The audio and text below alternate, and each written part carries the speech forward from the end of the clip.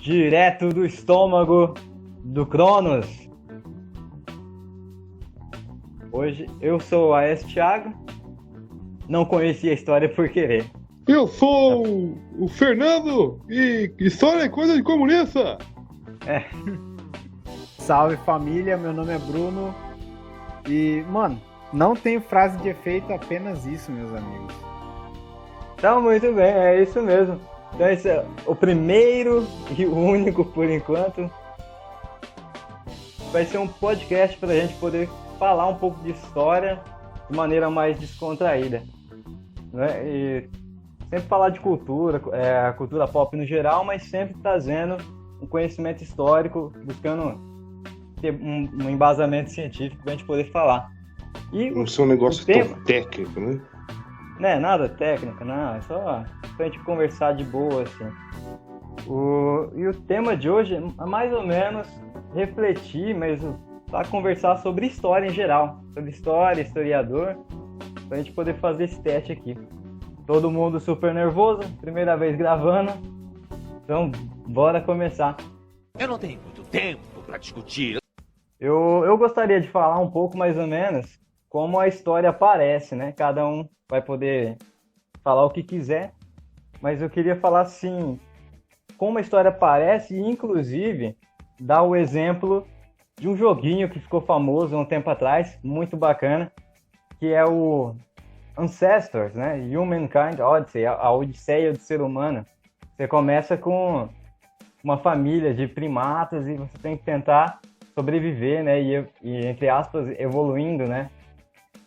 E por que eu falo que isso ajuda a gente a entender como a história aparece, ela nasce pra gente? Porque ela demonstra justamente ali, quando você tá ali jogando com primata e tal, você chega num ponto do mapa que você não conhece e o teu personagem, ele fica com medo, porque ele não sabe o que tem ali.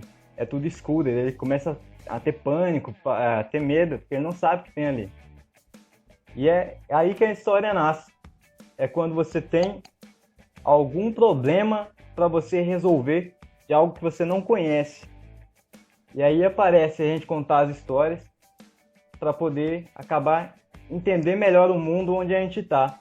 Então, se tem alguém ali da comunidade que sabe, que já foi em tal local e sabe como ele é, sabe os perigos que está ali, aquele primata já não vai ter medo de ir lá ou vai saber como passar por lá. Né? Vocês podem me criticar aí, fica à vontade, mas... Não, é isso aí, é isso aí. No básico, eu tô indo lá no basicão. Né? O primata em si, ele não tem capacidade de comunicar coisas abstratas, né? Tipo, ele não consegue... Sim, então, tipo, ele consegue até avisar perigo lá, mas ele não consegue falar, olha, tem um jacaré que sempre fica na beira do rio lá e ele vai te pegar se você passar meio perto do rio. Tipo, é perigo lá. Não, é bem isso aí. É que eu falei primata, mas é porque eu tava com a imagem do jogo na cabeça, mas na verdade é Homo sapiens, né? Tá falando aqui já de Homo sapiens. Começam a desenvolver essa capacidade de se comunicar melhor que os outros Homo sapiens, né? Homo sapiens, sabe? Eu acho que uma aplicação boa do que você está falando hoje, que eu anotei algumas coisinhas aqui, e essa é uma das que eu anotei, que é o próprio coronavírus, né? Já que a gente está no meio dessa pandemia do inferno, o coronavírus, por exemplo, muita coisa do que a gente usou para prevenir que ele fosse espalhado, não no Brasil, né? No Brasil a gente cagou, né? Mas no geral, as pessoas quando seguiram alguma instrução, no começo as instruções eram de acordo com outras pandemias, porque a gente não sabia, né? Tipo, o que ia acontecer muito bem. A gente aprendeu um pouco com a gripe espanhola, né? Que foi um pouco mais recente, e a gente tentou passar para agora, né? A gente tentou, pelo menos, né? O Brasil fracassou miseravelmente. Mas estamos Dourados não existe mais coronavírus. Pô, cara, aí, assim, é perigoso o pessoal... Tem que tomar cuidado também para não ter aquela visão muito utilitarista, né? Como se a gente fosse onipotente por saber a história, né? a própria pandemia já mostrou pra gente que apesar de a gente saber, ter um conhecimento sobre alguma coisa, às vezes a gente pode não usar ou não saber usar ele, né? Isso eu vejo mais ou menos como um jogo de futebol, conhecimento histórico, né? Eu entendo as regras do jogo, eu aprendo assistindo, vendo outras pessoas jogarem. Isso é um conhecimento que é de história, né? Todo conhecimento, assim, de fato, é de história. É necessário que alguém faça, ter uma experiência do passado que chega até nós. E aí, na hora de jogar, cara, é imprevisível, né? O futuro realmente é imprevisível. Então, apesar de eu ter um conhecimento que me prepara para alguma coisa que eu observei do passado, o futuro ainda é imprevisível, que nem um futebol. A gente nunca sabe dizer como ele vai terminar. Exatamente. E o historiador é a pior das criaturas para fazer esse tipo de previsão. Porque todas as previsões que os historiadores fazem geralmente estão equivocadas. E isso é muito interessante para você pensar o próprio ofício do historiador, né? Como que, por um lado, né, o nosso estudo a partir das fontes, né, que a gente estuda e que entende como passado, nos dá uma concepção, um entendimento muito amplo daquilo que é o presente. Só que, por outro lado, todos as nossas previsões, as nossas visões sobre o futuro eram, no final das contas, visões equivocadas, né? Algumas pessoas propunham o fim da história, outras pessoas propunham, né, a evolução da história em etapas, né, para a gente chegar num estado, enfim, marxista. Superior, então, entre aspas, exatamente, um estado onde a gente abolia as relações de trabalho, as relações de exploração entre as classes. Então, todas essas previsões, elas acabaram se mostrando equivocadas. Então, é como que um fardo que a gente tem que carregar hoje em dia é isso. O historiador, ele fracassa quando ele tenta prever alguma coisa para o futuro. Até na compreensão do presente, o historiador é muito limitado, né? A gente é muito limitado na nossa compreensão do que acontece hoje. A gente tenta remoer a coisa, né? A gente tenta deixar o acontecimento fermentar. A gente não comenta muito, né? Enquanto muitas pessoas, jornalistas, sociólogos, cientistas políticos estão debatendo determinado assunto, a gente está lá quietinho no nosso canto, esperando a coisa acontecer para a gente tentar expor um ponto de vista mais amplo, alguma coisa mais contextualizada, para a gente não tentar, no final das contas, falar bobagem, porque a gente não quer falar bobagem, só que no final das contas, quando a gente fala sobre o futuro, a gente acaba falando algum tipo de bobagem. Isso é muito complicado. Mas eu acho que assim, o que você falou assim, faz muito sentido em várias coisas, só que eu acho que isso não é só com historiador. Com qualquer profissão, diria assim, qualquer trabalho que você for fazer, se você for tentar prever o futuro, você vai errar. Não tem como. Inclusive, eu acho que a história, por exemplo, tipo, que nem no caso do coronavírus, a gente sabia que quando teve... eu não vou lembrar. Eu acho que foi a peste negra. A gente tinha a conexão que tinha entre o mundo era o quê? Navegação, sei lá. Até os caras chegarem, cruzarem... Lombo de camelo, né? Então, até os caras chegar em outro lugar, você passou, sei lá, no mínimo 15 dias. Até lá, ou você já morreu, ou você já não infecta mais alguém. Entendeu? Então não espalhava tanto. E agora, com os aviões, eu lembro que no começo da pandemia todo mundo já falou, cara, isso aí vai chegar em todo lugar. Pelo menos as pessoas que estudavam história, falavam isso aí com todos com toda essa conectividade do mundo, não tem como, vai espalhar muito rápido. E foi o que aconteceu. Então, assim, eu acho que depende, né, do que você vai... do que você... Se for prever uma coisa mais específica, você tá ferrado. Sempre, em qualquer posição. Exatamente. Mas se você for prever coisa mais ampla, assim, eu acho que o historiador é uma boa... A história é uma boa ferramenta para isso. Ela é sempre usada para isso. Sim, sempre. Exato. Ela é sempre usada para a gente tentar se adaptar a situação que a gente está vivendo, mas existem níveis, né? Eu não lembro agora o livro do historiador, eu sinto muito, mas na edição talvez eu coloque aqui já o livro do historiador, mas bem no começo, ele discorre sobre como a gente usa as informações do passado para a gente poder levar a nossa vida, né? E o exemplo que ele dá é assim, todo mundo joga o passado pro futuro, em vários níveis, né? Então, se eu suponho, por exemplo, se eu suponho que eu vou amanhã no mercado, eu sei, olha, primeiro eu sei que o mercado existe no passado, ontem, eu sei que ele estava ali. Eu suponho que ele vai estar lá amanhã. Eu estou jogando essa informação do passado do futuro. E pode não ser realmente que o mercado fechou de uma noite, do dia para a noite, né? E a gente Ou errou. caiu um Mas meteoro nele, você não é, sabe. a gente não sabe, mas a tendência é que ele vai estar lá porque é de um tempo mais longo, né? Eu acho que esse exemplo do avião é um pouco isso. A gente sabe que os aviões levam várias pessoas de vários lugares do mundo. A gente tem esse conhecimento já, conhecimento do passado, alguma experiência, e a gente consegue jogar isso para o futuro e saber, olha, tendo conhecimento que o avião vai para vários lugares do mundo e que o vírus se espalha com muita facilidade, a gente pode prever que o mundo pode se infectar, pode ter realmente uma pandemia geral, como já teve em vários outros momentos, uma gripe espanhola ou até mesmo a peste negra. Então eu diria que tem vários níveis, tem coisas mais ou menos fáceis de a gente conseguir, não vou dizer prever, mas se preparar, e tem coisas médias, de média duração, e tem coisas que nem bem rápidas, que nem situações políticas, movimentos políticos que não dá para ver, não dá para prever.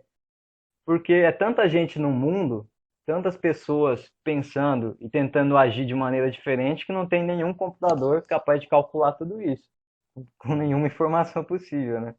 Exatamente. No meu ponto de vista, no meu singelo ponto de vista, acho que como cidadão, mas também como um sujeito que estuda a história, eu entendo que a história ela me dá contexto. Então eu consigo interpretar as coisas a partir de um ponto de vista histórico. Eu consigo perceber, no final das contas, que o buraco é mais embaixo da coisa. Mas quando eu digo que o historiador ele é uma criatura que faz previsões falhas, eu tento dialogar com aquele sentido utilitarista da história. Sabe, que no final das contas o passado ele tem alguma serventia para a gente fazer um planejamento de futuro. E isso tem um fundo de verdade, porque se você parar para analisar todos os projetos políticos da nossa sociedade, né, eles têm um fundo, eles têm um dos seus cernes, como um dos seus cernes a história, né, desde projetos políticos mais autoritários até projetos políticos mais democráticos. E aí você percebe que existem políticas públicas que são claramente políticas públicas que são fundamentadas na história, desde políticas de ações afirmativas, de reparação histórica, mas até o próprio cerne do projeto político em si. E aí a gente entra num problema dessa coisa do autoritarismo, porque eu entendo, né, no meu singelo ponto de vista, que o autoritarismo ele se baseia, em certo sentido, num ponto de vista deturpado da história, né, para fundamentar o seu próprio projeto político. Mas a minha reflexão ela vai nesse sentido, de que a história ela serve para mim como pessoa, ela me dá um contexto muito amplo para eu interpretar as coisas que acontecem no meu cotidiano, né? E aí eu consigo contradizer muito aquele argumento de que a história ela só serve ao passado, né? A história é só o passado, né? Ela só serve ao museu, etc. Eu consigo, no meu cotidiano, perceber as relações que influenciam na minha vivência, né? Desde as relações econômicas, sociais, até aquilo que é mais institucional da universidade, né, dos espaços de poder ou do meu ambiente de trabalho. Eu percebo que ali existe um fundamento histórico que, se eu não tivesse essa compreensão da história mais ampla, né, contextualizadora, talvez eu não conseguisse ter essa visão das coisas. E aí, quando eu leio uma matéria de jornal, ou assisto um vídeo na internet, por exemplo, ou jogo um jogo com os meus amigos, eu percebo que para algumas pessoas talvez isso seja simples como está dado. A coisa ela tá ali e está dada, mas para mim não é assim, né? Para mim aquilo ali é algo além do que está posto. Então, acho que a Você história... entende o contexto, você entende tudo, né?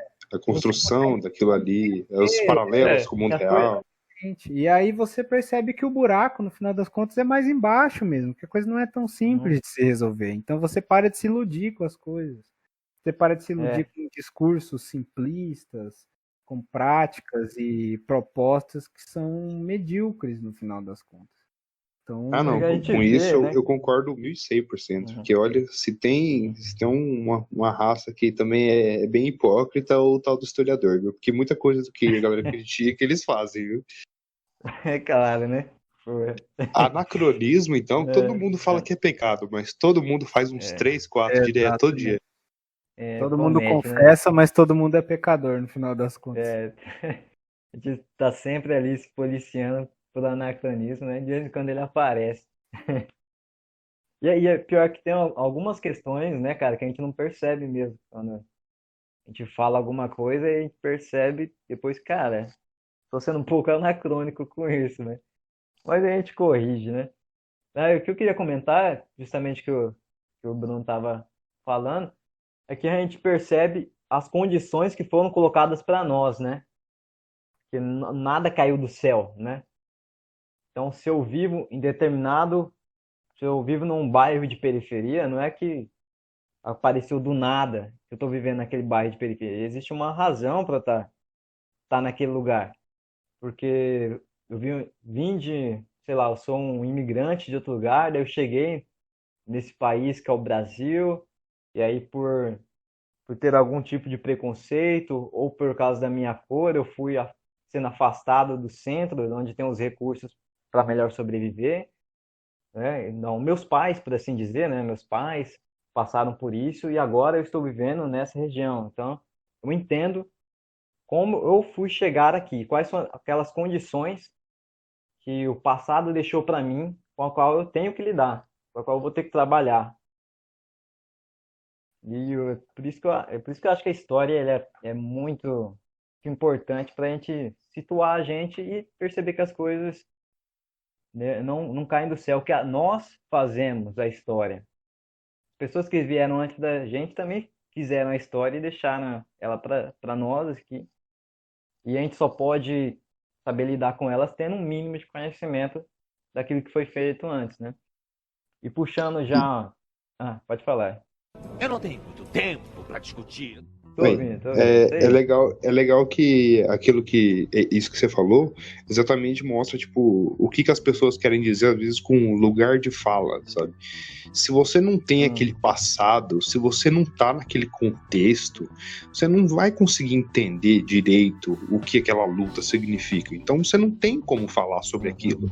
Então, tipo, sei lá, um cara branco, hétero, eu tô falando inclusive de mim, né, que eu sou branco, hétero, cis, o caramba 4, do que não tem lugar de fala, né, na maioria das coisas.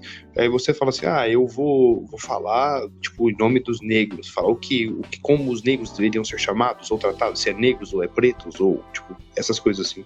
Não, cara, eu tô cagando regra se eu fizer isso, porque eu não tenho esse contexto, eu não sei o que tá acontecendo, eu não sei como que eles viveram, como que é o racismo, eu nunca senti na minha pele, tá ligado? É mais ou menos isso.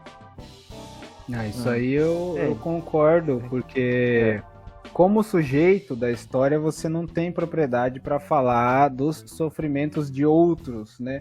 Até quando você se enquadra num determinado grupo, né? Você considerando-se, né, um homem hétero, cis e branco, né? Até que ponto você tem capacidade de falar, né? De dar voz a outros homens héteros e brancos, cis, né? Então, assim, talvez a sua vivência ela seja mais particular do que aparenta, né? Eu, sendo um homem heterossexual cisgênero, talvez eu não tenha espaço para falar até dos meus semelhantes, né?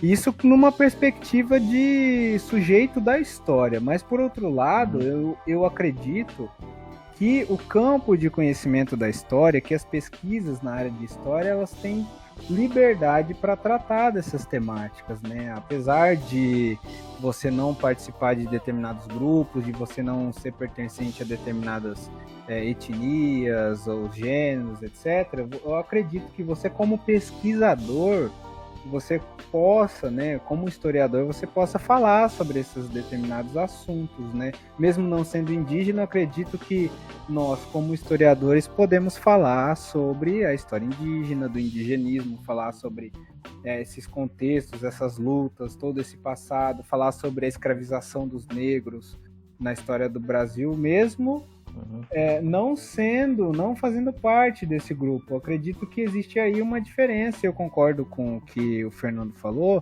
porque existe uma diferença entre você falar como um sujeito pertencente ao grupo e falar como um estudioso de determinada temática, de determinado objeto. Porque, no final das contas, isso faz parte da dinâmica do conhecimento científico mesmo. A gente acaba falando de coisas as quais a gente não conhece de maneira direta. E isso fica muito fica muito claro, né? É interessante você pensar sobre isso, quando os intelectuais marxistas, né, em determinado contexto ali do século XX e tal, eles passaram a pensar sobre o conceito, né, de camponês e aplicar esse conceito de camponês aos trabalhadores rurais da sociedade brasileira. E eles acabaram percebendo que, no final das contas, nem o trabalhador rural que habitava essas terras aqui se considerava um camponês, no final das contas.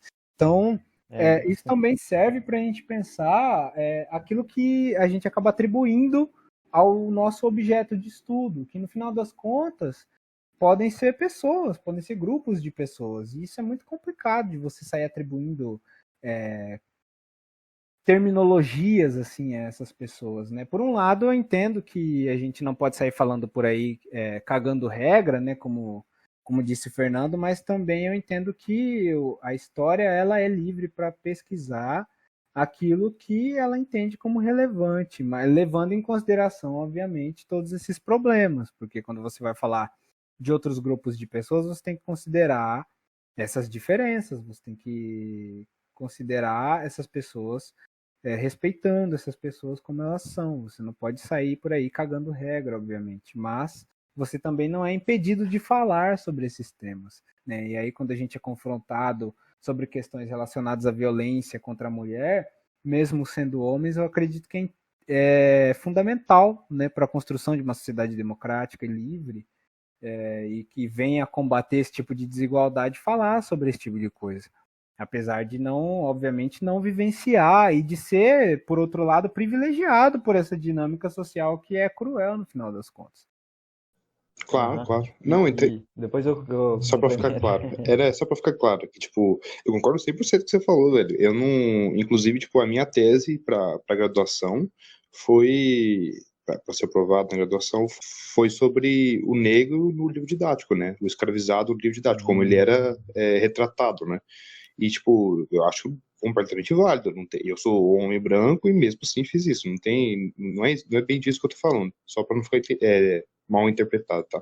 É que, tipo, o que eu quero dizer mais é a galera que vai lá e critica a luta do outro, tipo, desvalidando a luta do outro sem entender. É mais isso que eu quero dizer, entendeu? E também lógico, da galera que, sei lá, tem um monte de gente aí que é essa esquerda cirandeira que fica cagando regra pra todo mundo, achando que, tipo, não, porque só eu que sei, mesmo eu não tendo vivido naquele contexto, eu sei exatamente o que eles passam, então eu posso falar por eles. Não é bem assim, sabe? Você tem que entender que se você for falar e alguém daquele contexto falar alguma coisa que é ao contrário do que você está falando, você só tem que aceitar, irmão. Você não pode nem pensar em discordar.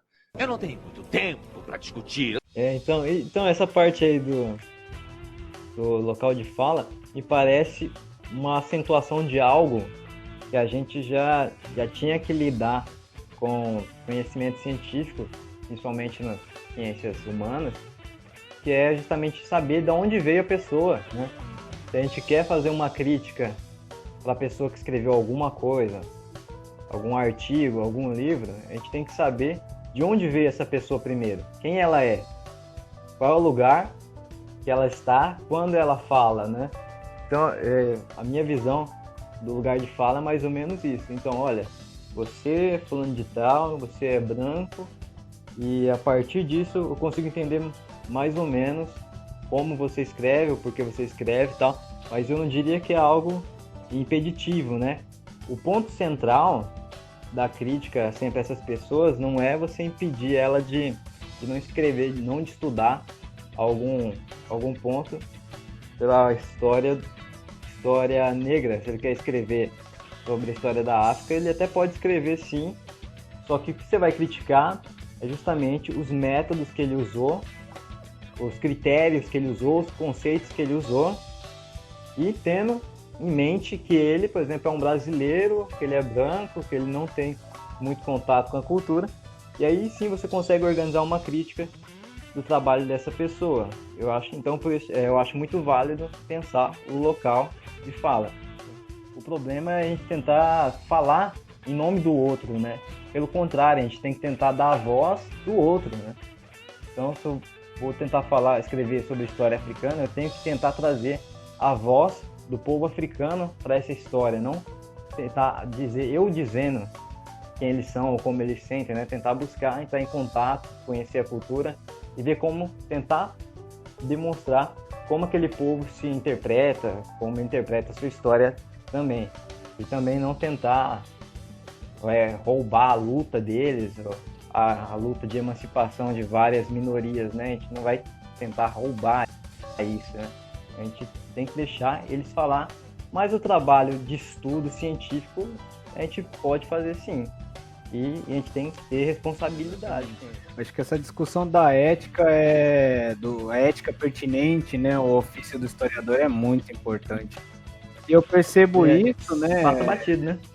Passa batido, principalmente quando a história é escrita ou falada por sujeitos que são exteriores ao campo, né? Você percebe que sujeitos que não estão inseridos, não estão, né, habituados a essa dinâmica do campo de conhecimento da história, eles acabam, por vezes, deixando de lado essa discussão que é pertinente ao historiador, da ética do ofício mesmo, de você pensar, né, por um lado, quais são os impactos daquilo que você está falando, que você está escrevendo. É exatamente, basicamente o que o Aécio falou, assim. Eu concordo basicamente com tudo que ele falou, assim. A gente tem todo esse papel também de dar voz, né, às pessoas, sabe? Não só falar do que você tá vendo, porque senão você nunca vai, por exemplo, eu sou um cara que cresci num ambiente de classe média. Se eu tivesse continuado sempre sem pensar fora da minha convivência ali, eu nunca teria chegado a, sei lá, conclusões que eu cheguei quando eu fui ficando mais velho. Então isso com certeza é muito importante também. Mas assim, se você for pensar, que eu acho muito interessante como a gente às vezes fala de uma outra época, principalmente como historiador, a gente fala de uma outra época, tentando entender a mentalidade daquelas pessoas, mas muitas vezes não se botando no lugar delas. Eu não tô falando da gente em específico, tá? Eu tô falando da classe historiador. Porque, cara, a gente vê às vezes assim, esse cara era um machista, ele era um racista. Cara, se você for pegar no contexto dele, onde 99% das pessoas eram machistas e racistas, fica difícil dele não ser, entendeu? E eu acho que tem muito historiador que não vê isso. Mas eu concordo com o que você está falando. Eu acho que por um determinado momento o historiador ele acaba, né, usando do argumento de autoridade e cagando regra ali, e a gente acaba, no final das contas, tratando de histórias que são de pessoas, né, e a gente acaba não percebendo. Só que é muito interessante a discussão sobre isso, sobre você pensar mesmo. Eu acho que até esse diálogo, né, sobre essa coisa de falar sobre outras pessoas, mesmo num canal como esse aqui, né, é importantíssimo. E é uma coisa que eu percebo que não existe em outras interpretações, em outras divulgações históricas, assim, até em documentários, livros diversos que não são de historiadores, filmes, até, enfim, jogos que são baseados em acontecimentos históricos. Não existe esse compromisso, porque no final essa nossa discussão sobre falar do outro é uma discussão ética. Então a gente acaba se preocupando com isso, é uma preocupação muito válida. E eu percebo que essa preocupação ela não existe em outros ambientes, principalmente quando a história ela serve para fins mercadológicos, quando a história ela é construída para vender. E ali eu percebo que não existe esse compromisso ético, que não existe esse compromisso de você pensar sobre aquilo que você está falando, principalmente quando isso afeta o outro. Então, eu acredito que essa sua colocação é muito válida nesse sentido. E aí é complicado, né? Porque quando a pessoa paga para você escrever a história dela, né? Que história que ela vai aceitar? Ela vai aceitar uma crítica que você vai fazer a ela, né? E não. Exato. Até como colocar aqui talvez, né, num segundo bloco da nossa discussão aqui, que perpassou muitos temas e a gente não vai chegar a nenhuma conclusão, obviamente, porque nem quando a gente procura, né? Exatamente. Nem quando a gente procura escrever uma tese a gente conclui alguma coisa, então imagina uma discussão como essa. Geralmente a conclusão da tese é mais pesquisas precisam ser feitas sobre o assunto. Exatamente. A gente fala, alguém, tem esse problema aqui, aquele problema ali, eu espero que alguém se interesse por esse problema, porque eu não me interessei, então deixo aí no ar, alguém se vire com isso. Mas nesse sentido da coisa do sentido mercadológico da história, até não que eu falo não no sentido do historiador, mas até pessoas fora da área, né, principalmente, enfim, escritores, jornalistas ou até funcionários de uma determinada... Eu acho que você leu minha mente, cara. Então eu ia falar exatamente de um certo jornalista aí, inclusive passa na televisão direto, meu pai assiste, que olha, é difícil, viu? O cara não tem formação nenhuma como historiador, nunca fez essa autocrítica que a gente está fazendo aqui, por exemplo, nunca fez crítica nenhuma ao próprio trabalho, não sabe nem o que é fonte, e tá lá, escrevendo livro histórico e politicamente incorreta de não sei o quê. Aí dá vontade de se matar, né, cara? Porque, pelo amor de Deus. E a gente aqui, fudido. Porque no final essa discussão ética, ela tem como um fundamento básico a humildade mesmo, de você perceber que você não é tudo isso. Você tem que baixar a bola um pouco, você não tem autoridade para falar de tudo, né? Mesmo tendo uma determinada formação. Imagine aquele que não tem essa formação, esse conhecimento. Então essa discussão ética acaba não perpassa essas pessoas que produzem história para fins de mercado, de vender, de você escrever um livro e ter milhões de compradores. Então você não tem muita preocupação com o conteúdo ou com as interpretações de determinado conteúdo ou com as críticas a determinada escrita. Você tem preocupação com o quanto, no caso, a quantidade de livros que serão vendidos, assim, lógico, não... Quanto isso é polêmico o suficiente para vender, né? Exatamente. Ou então nem quantos vão ser vendidos, ou tipo, quanto você consegue produzir rápido e vender ok. É sempre assim. O importante é fazer dinheiro. Money, money, money, money. Money, money, money. Exato. Porque assim, cara, realmente tem cada exemplo. Tem exemplo dos dois lados, inclusive. Tem exemplo que a história é usada muito bem, com consultoria histórica, a pessoa se preocupa com isso. Lógico que não necessariamente dessa autocrítica que a gente tá falando, mas pelo menos de uma consultoria, sabe? De não tá falando cacas. E tem exemplos também que distorcem completamente a história e só usam ela como um pano de fundo, tipo, pra tentar validar aquela ideia ali, ou aquele jogo, ou aquele livro, ou qualquer coisa. Se distorce até corroborar com algum preconceito seu ali também. Uma vontade. Isso é um negócio que a gente tem que batalhar muito, né? E é por isso que a gente fala até do anacronismo, né? E por mais que eu não concorde com alguma coisa do passado, não posso inventar ele, né? Distorcer. Tem só uma passagem do livro do Mark Mark Bloch, famoso Mark Bloch, claro que ele aparecia aqui em algum momento, naquele o ofício do historiador, né? Esqueci o nome do livro completo. É isso mesmo. Apologia da História. Ah, é verdade. Ou Apologia da História, o ofício ofício do historiador. Exato. Isso. Cara, tem uma frase bem interessante que ele coloca, que ele coloca assim que para o historiador, os historiadoras, o passado é um tirano, né? Impede assim de conhecê-lo. E isso tem dois sentidos para isso, né? Primeiro que o passado, para o historiador, assim, ele ser um tirano, é porque a gente não pode inventar nada dele, né? Não pode ficar inventando realidade alternativa. Então o passado impõe a gente, de maneira ética, pensando eticamente, né?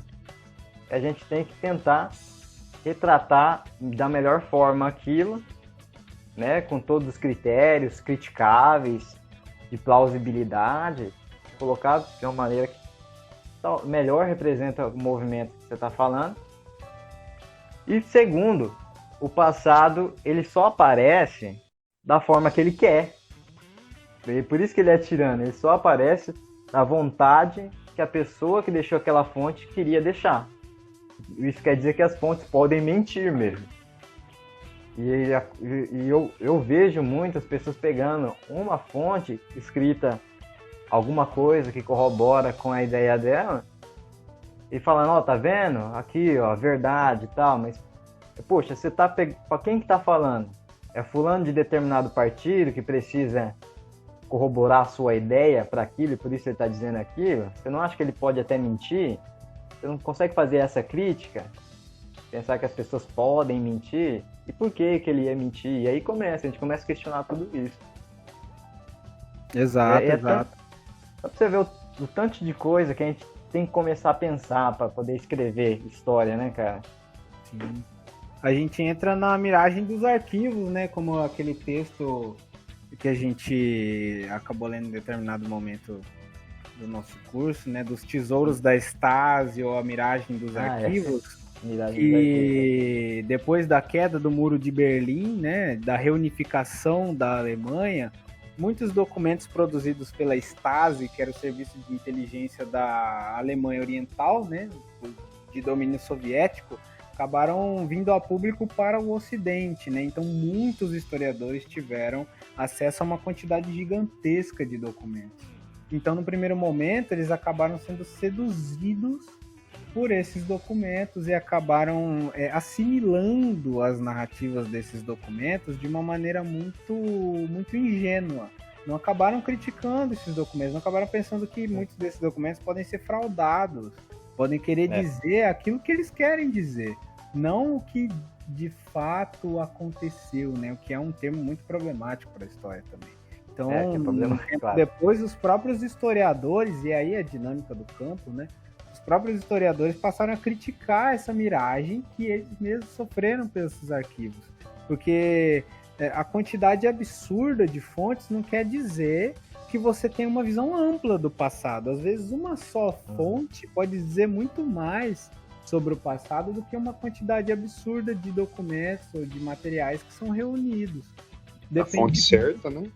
Depende muito daquele que analisa, depende muito das perguntas que são propostas, porque seguindo essa mesma analogia do livro do Mark Bloch, as fontes só dizem aquilo, só respondem as perguntas às quais o historiador propõe, né? Ela só diz aquilo que o historiador está preparado para perguntar, então ela só responde a determinadas perguntas. Se você não faz uma boa pergunta para a fonte, obviamente ela não vai te dar uma boa resposta. E isso é uma coisa que as pessoas que estão de fora do campo não percebem. Muitos desses produtores, né, dessas histórias que são histórias que não são acadêmicas, eles produzem essas histórias até de uma maneira muito ingênua. Eles não percebem esse exercício de crítica às fontes que nós temos, que para a gente talvez seja muito claro, mas para as pessoas que estão fora do campo, talvez não seja. Né? E até para um fenômeno, né, contemporâneo, que é esse fenômeno das redes sociais, onde todas as pessoas têm acesso a uma grande quantidade de informações, pessoas tem acesso às fontes, né, que os historiadores também têm acesso. Então, às vezes, você constrói uma pesquisa, faz uma determinada citação de um documento, e aí um determinado sujeito também, sujeito qualquer, fora do campo da história, ele tem acesso a esse documento também. Só que, ao mesmo tempo que ele tem acesso a esse material, ele desconhece essa prática de crítica ao material, que para a gente talvez seja até naturalizado até por um exercício que é de praxe mesmo. A gente leva isso desde o primeiro ano de graduação até o final, e a gente continua levando isso para o resto do nosso ofício. Então, para a gente acaba sendo comum. Você pega um determinado material que parece que você encontrou, né, o ouro do tolo ali, você encontrou a verdade do fato, você, talvez para uma determinada pessoa, isso seja algo incrível, né? Você encontrou um documento ali inviolado, algo original, novo, que ninguém nunca pesquisou, que ninguém nunca achou que vai dizer algo que nunca foi dito sobre determinado acontecimento histórico. Talvez alguma pessoa se iluda com isso, mas o historiador profissional não pode se iludir com isso. Ele vai olhar esse documento e falar, é um material como qualquer outro. Então, cabe a gente pensar sobre isso. Talvez uma determinada pessoa leia sobre isso. E eu lembro de um exemplo muito, muito esclarecedor sobre esse tema, que foi de uma jornalista que teve acesso a documentos da década de 60 que afirmavam que o Leonel Brizola estava fundando um grupo terrorista, né, comunista, para dar o golpe no Brasil e tal. É alguma coisa que justificava o golpe dos militares na ditadura de 64. Então essa jornalista, isso agora recentemente, ela teve acesso a esse material e ela publicou isso num grande veículo de mídia como se fosse algo novo, algo que, como se fosse uma novidade polêmica. Uau, descobriu a América. Exatamente, como se ela tivesse descoberto a roda, como se ela tivesse encontrado algo que ia mudar completamente a história, só que ela não percebeu, e é algo que os historiadores apontaram depois, que desde a década de 60 nós temos conhecimento desses documentos. E esses documentos, eles não necessariamente dizem a verdade, eles são materiais que a gente deve ter a capacidade de criticar. Que no final das contas eu volto àquela minha afirmação lá do começo da nossa conversa, o buraco é mais embaixo no final das contas. Tem eu tava... Não, pode falar. Não, pode falar, eu só ia... Não, eu esqueci, pode falar. Ah, esqueci. Ô, cara, fica difícil. Eu acho que o artigo que o Bruno falou é um da Sônia Menezes. É a história contada para Homer Simpson, algo assim. Talvez é isso, né? Esse eu não lembro de ter lido, não. Material. Talvez seja desse material, mas é uma preocupação que me incomoda, né, nesse momento de pandemia e tal. Coisas que eu leio na minha casa são essas questões relacionadas à história pública e ao valor mesmo da história. É aquilo que eu propus pra gente conversar lá, do valor monetário da coisa mesmo. E talvez da gente pensar sobre a ética mesmo do nosso ofício, né? O compromisso que a gente tem quando a gente escreve sobre história. E é um compromisso que é muito específico do nosso campo. É um compromisso que talvez um jornalista que escreve, né, para uma editora de grande porte, talvez ele não tenha, né? E aí eu lembro muito daquele exemplo que eu mandei para os senhores daquele texto, né? Exatamente, da época, né, do final do século XX, ali, 1998, mais ou menos, quando grandes empresas da Alemanha, como a Volkswagen, a Faber e até o Deutsche Bank, eles contrataram historiadores historiadores de grande porte, historiadores famosos da Alemanha, para escrever uma história empresarial dessas companhias. E nessa história eles diziam aquilo para qual eles foram pagos para dizer. Então não há um compromisso ético nessa construção dessa narrativa, há um compromisso mercadológico, há um compromisso de você atender a uma demanda específica, a demanda da empresa. E Por que que essas empresas contrataram esses historiadores? Porque elas queriam limpar o nome delas, né, dos crimes que elas cometeram quando elas colaboraram com o regime nazista alemão. Então, a Volkswagen, a Faber e outras empresas usaram de mão de obra escrava na época, né, do Estado nazista, do Estado totalitário nazista na Alemanha. E aí, depois, quando elas perceberam, né, que o bicho ia pegar pro lado delas, que esse acontecimento estava vindo a público, elas contrataram historiadores de grande porte para apresentar um outro ponto de vista. Então, por um lado, a gente tem, né, a falta de compromisso, a falta de ética na escrita da história por parte desses historiadores, mas também, por outro lado, a gente tem um outro problema muito interessante, que é o uso da autoridade do historiador, do estatuto, né, de autoridade do historiador para determinados fins. Então, às vezes, um cara cita determinado historiador, ou às vezes um historiador usa, né, da sua formação, ele dá a famosa carteirada para justificar um determinado argumento, né? E não é assim que funciona o conhecimento da história. É o senhor do passado que sabe de tudo, né? Exatamente. Então, respeitem tudo, né? o Sabe ponto chão. de vista. O tanto que a história que ele é prisioneiro da história, e a história é prisioneira dele também, porque ele que manda em tudo, praticamente. Exato. É. Então, respeitem o meu ponto de vista, pois eu sou historiador, eu sei do que eu estou falando. Não é bem assim. Não é Mas bem não assim. é bem assim, né? Eu não tenho muito tempo pra discutir. Só abrindo um parêntese assim pro ouvinte, que eu percebo bastante lendo comentários de livros de história, sabe? É o seguinte, quando a gente tá falando aqui de ética do historiador, a gente não tá falando da suposta neutralidade, né? Porque essa neutralidade é impossível, as pessoas têm opiniões, elas foram formadas, elas têm posições para defender. Quando ela vai escrever alguma coisa, essas tendências elas vão aparecendo de algum modo ou de outro. Então não existe essa neutralidade. O principal da ética no historiador... Eu posso dar um exemplo bem básico disso? Por exemplo, se um cara vai escrever, vai te dar uma aula sobre o impeachment / golpe contra Dilma Rousseff, se ele usar a palavra impeachment ou golpe, ele já está sendo parcial. Então é impossível você ser imparcial se você estiver falando de história. É completamente impossível. Exatamente. Qualquer tipo de conceito que você vai usar, você já vai demonstrar a tua forma de ler a história, né? Então, todo conceito tem uma carga positiva ou negativa atrelada dele. Isso, exatamente.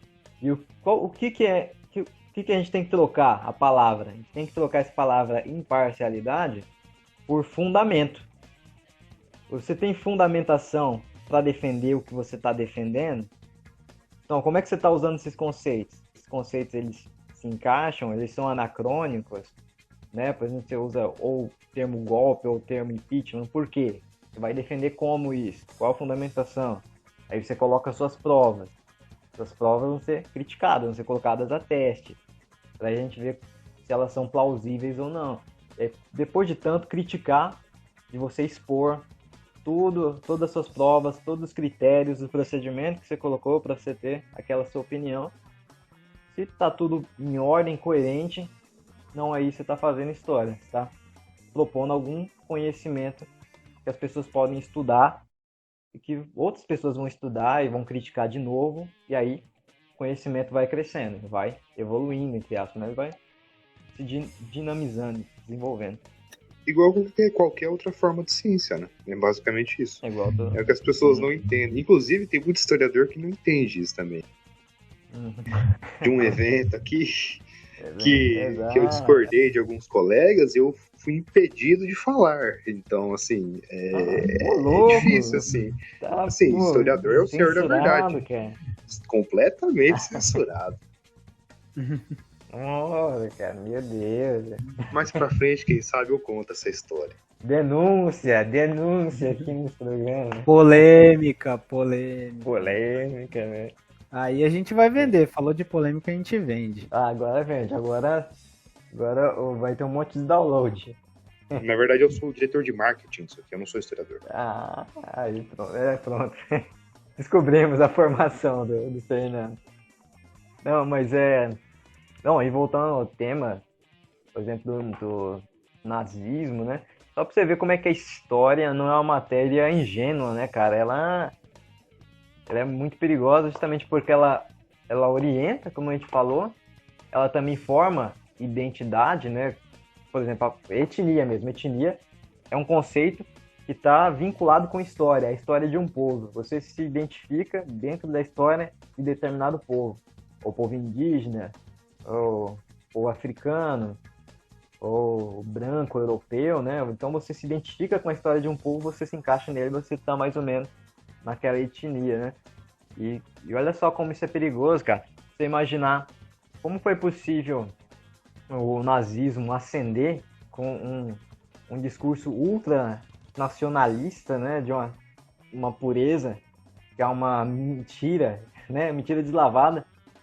E o historiador sabe que é mentira aquilo lá, esse negócio de pureza. E que eles, por causa desse conhecimento histórico deles, eles podem fazer tudo que eles quiserem, pode expandir o território deles. Isso é bobagem. Ou então qualquer lei racista que vai falar que o negro é inferior, que tem que viver separado e tal. Isso para um historiador é uma mentira deslavada. Até porque o conhecimento que a gente tem, o negro é a cor da raça humana, né? Os primeiros seres humanos que nasceram na África. Os fósseis mais antigos estão na África, né? E para o historiador a gente sabe, a gente consegue ver essas mentiras, mas mesmo assim é perigoso uma história contada de maneira mentirosa dá legitimidade para legislação, para decisão jurídica, né? Então é extremamente perigoso uma informação errada, né, ou distorcida.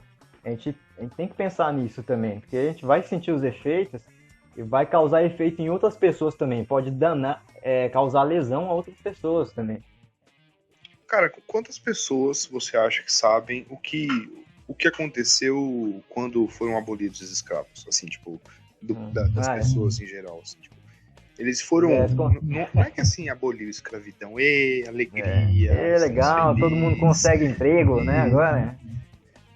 Agora estamos todos felizes, vamos conseguir emprego, trabalhar, comer. Emprego, vamos poder morar no centro da cidade. Né? Loucura. Não, porque a maioria não tinha onde trabalhar, a maioria não tinha o que comer, a maioria se fudeu. E os que tinham emprego recebiam menos do que, tipo, teoricamente eles recebiam como escravo. Porque um escravo eles pelo menos recebiam comida, entendeu? Então eles não tinham nem pra comer. E recebiam um teto, pelo menos. Agora nem teto eles tinham. Teto assim, ó, senzala, né? Uma bosta, mas pelo menos você não dormia no relento. Como se isso fosse alguma coisa, né? Mas beleza. E a galera acha que, tipo, cotas não pode, porque cotas tá errado, mas, cara, você acha que, tipo, o bagulho aconteceu há menos de 150 anos, você acha que vai ter mudado? Você acha que as pessoas vão ter, tão rápido assim, né? em, sei lá, 5 gerações, assim, ter mudado tanto, assim, a família dela, e você acha que os barão do café hoje não são os mesmos que são empresários bilionários? Então, tipo, você tem que entender a história pra você entender o contexto de onde você tá também, né? E as pessoas nem isso sabem. São 300 anos, né? Exato. E 300 anos de história, né, cara? Então, a gente tá devendo muito. Sim. É um processo recentíssimo. É muito, muito recente. Então, para algumas pessoas, talvez, depois de 1, 2 gerações, isso talvez não tenha nenhum significado mais. Mas para a estrutura do nosso Estado, né, e para as relações de poder que permeiam a nossa sociedade, e aí você parar para pensar como que isso se aplica de fato, você olhar que a maioria da população carcerária, que já é gigantesca nesse país, é negra, você perceber que a maioria das pessoas que habitam as periferias são negros, você perceber que os salários, né, das pessoas negras são inferiores, você perceber que os subempregos e os empregos mais mal pagos são exercidos por essas pessoas de periferia, essas pessoas negras, pessoas pobres. E aí a minha vontade é perguntar para essas pessoas assim, de meritocracia por que isso acontece? Porque assim, a única explicação que tem é esse contexto histórico. Se a pessoa falar isso, ela vai estar admitindo que, tipo, ela tem um privilégio. E se ela não falar isso, ela é só simplesmente uma racista. Vai estar falando que ele não tá, que é assim porque eles são negros. Exato. E você perceber também que 50% das mulheres que estão presas, elas estão ainda não foram julgadas pelos seus processos. Então, você percebe que há um elemento de necropolítica aí, porque no final das contas, o martelo da justiça acaba pesando para o lado mais fraco, né? E aquele que tem dinheiro para pagar, que tem status e que tem uma cor, né, uma determinada melanina ali na sua pele que é aceitável socialmente, que dá um status de poder para esse sujeito, ele acaba não sendo afetado por essa estrutura de opressão. Né? Você percebe que acontecimentos assim absurdos, como massacres em presídios, ou até o carro de um cidadão, né, que estava andando na rua e indo para um chá de bebê, é fuzilado pelo exército brasileiro, você percebe que isso ocorre porque esse sujeito é um sujeito periférico, ele é um sujeito marginalizado. Isso não acontece com o filho do empresário, com o sujeito da elite. E aí você começa a perceber que a dinâmica da nossa sociedade ela não é meritocrática. Muito pelo contrário, ela é baseada numa dinâmica necropolítica. E essa coisa da meritocracia, a ideia da meritocracia é baseada numa ficção. O termo meritocracia surgiu de um texto ficcional, de um texto literário. Então, alguns sujeitos, né, para justificar os seus privilégios, então, para encostar a cabeça, né, no travesseiro e dormir melhor à noite, eles passaram a utilizar dessa ideia da meritocracia, que é uma ficção, não é algo comprovável na realidade vivida. Você não consegue comprovar que a meritocracia de fato ela acontece porque ela exclui nossas relações de dependência.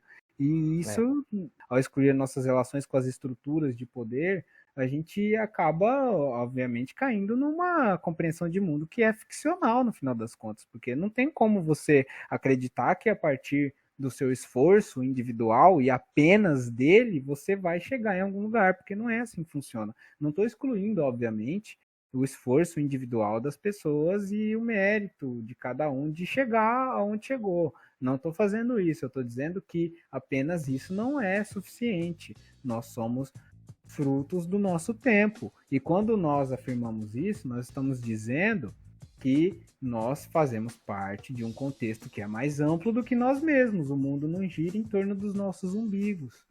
E compreender isso eu acho que é fundamental. É um exercício de humildade mesmo, de você perceber que... de você se incomodar com algo que está além da sua esfera, da sua seara de atuação, de você se incomodar, de você perceber que as pessoas realmente elas vivem realidades diferentes das suas e que você não tem, você não é superior a elas porque você chegou em algum lugar e elas não chegaram. Às vezes elas estão tentando chegar em outro lugar que você nem pensou em chegar. Então, eu percebo que a gente discute esses temas e tal, mas no final é uma questão de você se perceber e perceber o mundo, entender que as coisas são além do seu próprio umbigo, que a coisa não gira em torno de você, que você não pode simplesmente afirmar seus privilégios e dizer que você tem mérito, meritocracia, essas coisas. Então, eu acho isso um absurdo. Eu acho que é tão mais fácil, assim, pra pessoa aceitar que é por mérito que ela aceita, sabe? Tipo, ela é o flocão de neve especial, sabe? Ela sabe, ela é inteligente, ela é tudo mais. Não existem outras pessoas tão inteligentes quanto ela no mundo. É a melhor de todas. É um exercício de autopiedade no final das contas. É algo para você deitar e dormir bem à noite. Falar que, enfim, você conseguiu, você é especial. Quem não conseguiu, que se foda. Não conseguiu, se dane, né? Exato. E assim, esse negócio de meritocracia, ela é anti-histórica, né? Como a gente falou no começo, a gente estuda história para saber as condições que nos foram colocadas no momento que a gente chega a esse mundo, né? E quando você fala de meritocracia, parece que não existiu essas condições.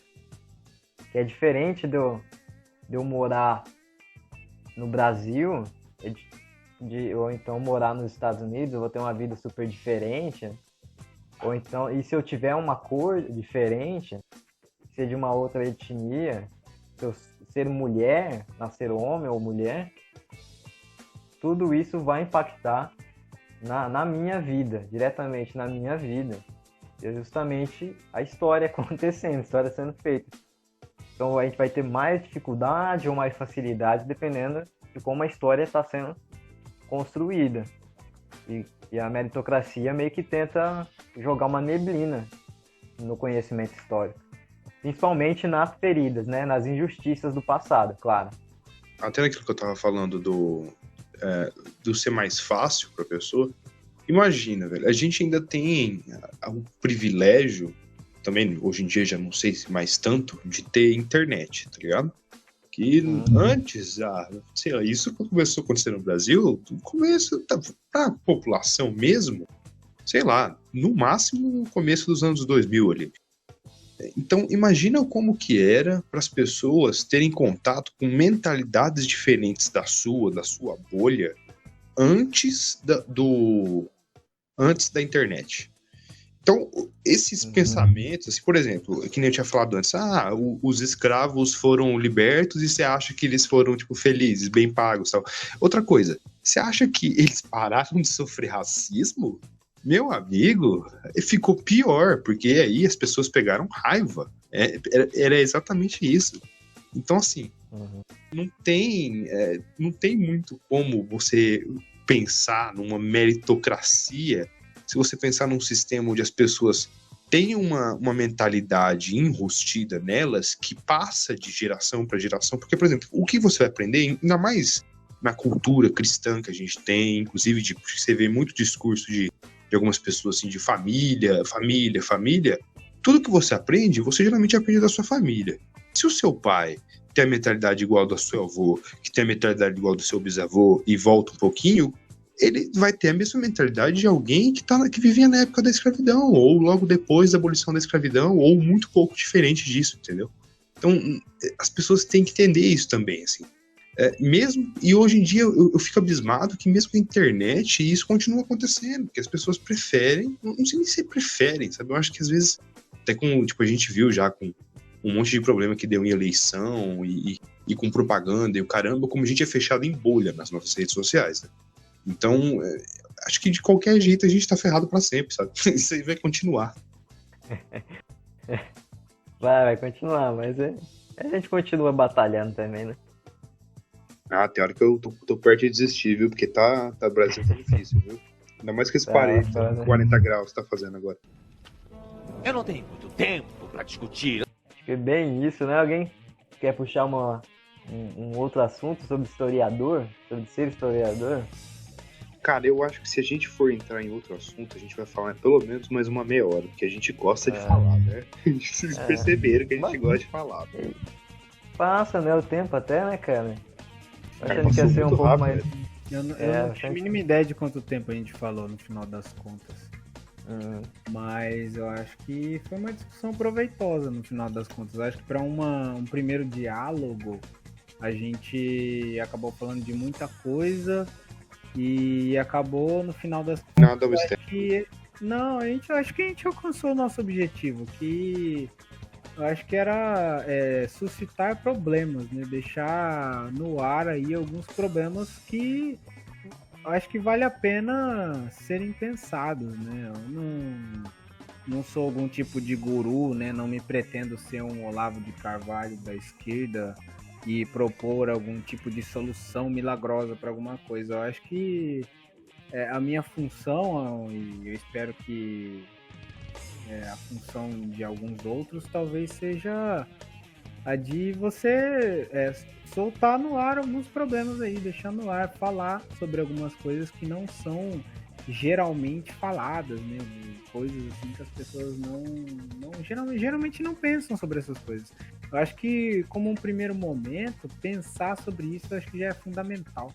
Você não precisa chegar a alguma conclusão sobre determinado tema. Acho que só pensar sobre o tema talvez já seja algo muito proveitoso, né? E algo que eu pensei para essa discussão era alguma coisa que eu já falei sobre os usos da história por sujeitos que não fazem parte, né, do campo de conhecimento da história, e também sobre quanto vale a história no sentido monetário da coisa mesmo, porque enquanto nós debatemos, né, sujeitos, historiadores... Isso aí eu acho que a gente entrou um pouco na questão do monetário. Acho que dá pra gente falar mais em uma outra oportunidade. Exato, acho que dá pra gente entrar nessa questão em um outro momento, talvez, que é justamente sobre o sentido monetário da coisa mesmo, né? E a liberdade do historiador, né?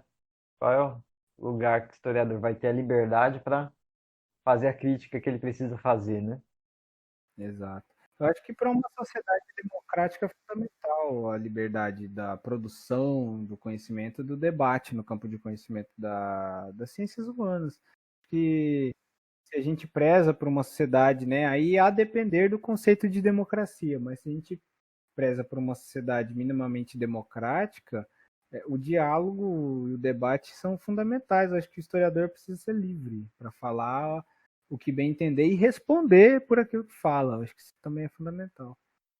Não, eu acho que até assim, o que você falou faz muito sentido, assim, de acordo com a nossa formação. A gente tem uma licenciatura, então a gente é formado professor, né, basicamente, e história, que é uma área de humanas. Então a gente está aqui muito mais para botar perguntas na cabeça das pessoas do que respostas, né? Inclusive nas nossas mesmas. Eu acho que historiador é uma pessoa que geralmente faz muito isso. Os bons, ou pelo menos decentes historiadores. Eu não vou nem falar que eu sou um bom historiador, porque eu não me considero um bom historiador. Mas decente, assim, você tem que ter esse pensamento, assim, de, sabe, ter mais perguntas, você vai se pôr mais perguntas do que obter respostas. É sempre assim. A ciência em geral é assim, então a história também. Sim, exato. É porque tem muitas pessoas vendendo respostas fáceis hoje em dia, né? Então a gente ia acabar sendo mais uma delas.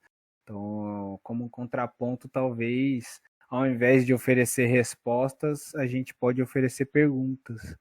Talvez seja um caminho válido também nesse ambiente. Musculação pro cérebro. Que não é só bonito. academia que a gente faz. Não é só academia que a gente faz musculação pro cérebro também. Na verdade, a gente não faz academia, né? Eu não conheço algum historiador que faça academia. Eu conheço historiadores que bebem e fumam. Dormem pouco. Inclusive durante a gravação do podcast. Exato. Sábado ainda, né? Meu caralho. Você conhecer alguém que é saudável, que vai na academia, historiador, meu pai, parabéns, né? Boa sorte pra achar. Mas tá muito bonito, né, gente? A gente falou de muita coisa, a gente falou das perguntas, né? De maneira muito bonita. Tá indo bem, eu acho. E a gente falou de muita coisa, né? A gente foi falando de várias temáticas e problemas que aparecem para o nosso trabalho. É claro que faltou muitas outras coisas, né? Quando a gente terminar esse podcast aqui, a gente vai falar, pô, esqueci aquilo lá que me incomoda na história e tal, podia ter falado. Não, eu tenho uma lista de coisas aqui que eu não falei, que a gente ia falar do valor monetário da história, da pesquisa histórica, tipo, no uso financeiro, para fazer obras que vão te causar lucro, e etc. Isso aí tá tudo anotado aqui. Imagina o que eu vou lembrar depois. Então, beleza. Então fica já para o próximo programa. Então a gente vai encerrar por aqui. Algum comentário a mais, breve? Não, eu gostaria de agradecer aos senhores por esse momento aí de conversa, né, de reflexão, propondo alguns problemas aí que vão acompanhar. Eu espero que me acompanhem e que acompanhem outras pessoas também aí nas suas trajetórias, nas suas vivências cotidianas. Eu espero que a gente possa pensar para além desses problemas. Então agradeço aos senhores aí pela disponibilidade dessa conversa. Espero que a gente possa conversar sobre outros temas, também num momento futuro conversar com outras pessoas, né? É claro que... De outras áreas. Exato, é porque nesse ambiente de pandemia nós estamos muito limitados, então tá cada qual na sua casa, gravando com os materiais que estão disponíveis. Então eu estou na minha casa gravando numa mesa de boteco no meu notebook com fone de celular Samsung, né? Como Então, bom historiador, né? como bom historiador pobre que sou, então eu faço uso daquilo que está ao meu alcance, mas eu espero que no momento futuro a gente consiga construir um espaço mais amplo, né, e mais organizado, com melhores materiais para a gente debater esses temas e que a gente possa olhar para trás com humildade e perceber que a gente cresceu no final das contas. Então acho que isso aqui é um pontapé. Esse momento aqui é um pontapé para algo maior, então agradeço aos senhores aí por esse momento. E, obviamente, aos ouvintes, né, por despenderem parte do seu tempo aí, do seu dia a dia, para escutar esse bando de asneira que a gente acabou falando aqui na nossa conversa. As 3 pessoas que chegaram até aqui, muito obrigado. As 3 pessoas conseguiram, né? Obrigado à minha mãe aí, a mãe dos senhores aí, as nossas namoradas. As nossas mães, claro. Quero mandar um beijo pra Xuxa, pra minha mãe. E é isso. Não, é isso aí, cara. Tem muita coisa pra falar ainda. Eu já pensei em vários temas. Eu acho que a gente pode fazer, inclusive, assim, uma ideia aqui já. Não, acho que eu vou falar isso depois. Vamos finalizar por aqui. Muito obrigado a todos. Depois a gente conversa isso. Deixa de surpresa. Deixa no mistério, né? Isso. Eu tô falando que eu sou diretor de marketing dessa porra, rapaz. Então é isso. Muito obrigado, companheiros, também. Foi uma conversa muito boa. Já discordo de coisas que eu falei aqui. Então, é isso aí. Sou uma metamorfose ambulante. Tá livre, mesmo. né? Não. Tá livre pra criticar. Vocês conseguem imaginar as críticas que a gente vai receber quando alguém escutar, assim? Várias. Crítica é difícil. Eu gostaria de crítica mesmo, mas o problema vai ser xingamento, da né? internet o cara falar, seu barbudo comunista safado. Comunista! Barbudo sou. Você tá sendo muito parcial. Sim, exato. Esses negócios. Mas isso faz parte. O diálogo com o público pressupõe também esse feedback que às vezes não é muito agradável, né? Às vezes é um feedback um pouco agressivo. Fazer o quê? A gente tá aqui com os remédios do lado aqui, os calmantes, e vai dar tudo certo. Então, mas já dizendo aqui, muito obrigado pela participação do Bruno, do Fernando, ter aceitado participar desse programa. Espero a volta deles em outros programas e outros participantes também. Foi muito divertido.